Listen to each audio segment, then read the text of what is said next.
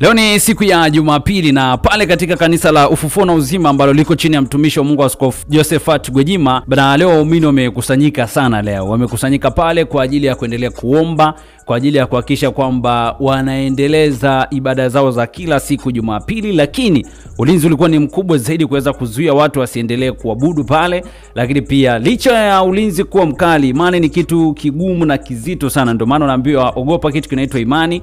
Ni kwamba bado waumini walikuwa wamekusanyika kwa nguvu kubwa zaidi. Lakini pia unaambiwa wakati pia wanaendelea kuomba, askofu mmoja alijitokeza pale, ambao ni askofu miongoni mwa maaskofu wale ambao walionekana kwenye ile clip ambayo Gwajima alizungumzia pia kuhusiana na kuvamiwa kwa kanisa hilo.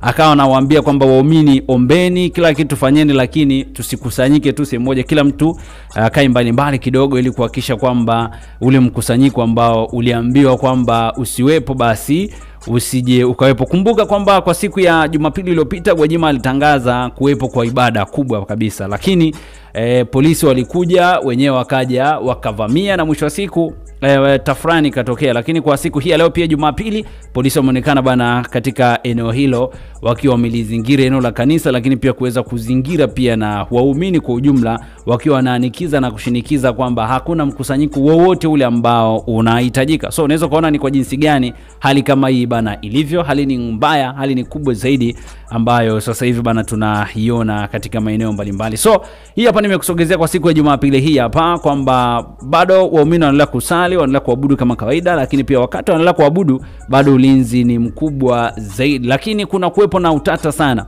Nilikuwa namsikiliza waziri wa mambo ya ndani, yeye mwenyewe alisema kwamba hana hizi taarifa za kanisa kufungiwa, yani maana yake yeye hajiidhinisha kanisa kufungiwa. Lakini pia nikawa na mtazama pia na kumsikiliza pia miongoni pia mwa watu pia ambao wao ni watu wakubwa sana. Wengi kila mmoja anarukaruka na hili kanisa. Kumbuka ile barua kuna saini ya watu ambao ilikuwa haina ya kufungiwa kwa kanisa hili. Ndio maana wakasema kwamba kanisa halijafungwa na watu waendelee kusali kama kawaida. Lakini kanisa limefungwa pia sio tu Dar es Salaam, bali hata kwenye matawi yake, lakini makao makuu ya Dar es Salaam, lakini pia na kwenye branches hizi mbalimbali kama Mbeya makanisa yalifungwa zaidi ya 5, lakini pia na baadhi ya mikoa mingine makanisa yote ya Ufufuo na Uzima bana hapa nchini yaliweza kufungwa rasmi kabisa, na kuambiwa kwamba hakuna mkusanyiko wote mpaka pale taarifa itakapotolewa tena kwamba kanisa hilo au makanisa hayo yamefunguliwa tena kwa mara nyingine tena. Lakini waumini bado wanaendelea kusali, bado wanaendelea kuabudu kama wao wenyewe wanavyoamini kwamba Mungu yupo na anaishi, na wanaendelea kusali kama kawaida. Maoni yako ni yapi juu ya waumini wao kukatazwa bana wasiingie kwenye mikusanyiko especially kanisani? Wao wanasalia tu barabarani siku zote. Acha maoni yako hapa, lakini kubwa zaidi usisahau na kusubscribe channel yetu ya BM Basha TV. Mambo vipi? Big up sana kwa wale ambao wamesubscribe channel yetu ya BM Basha TV. Na leo msanii wetu tunamzungumzia ndio huyu hapa.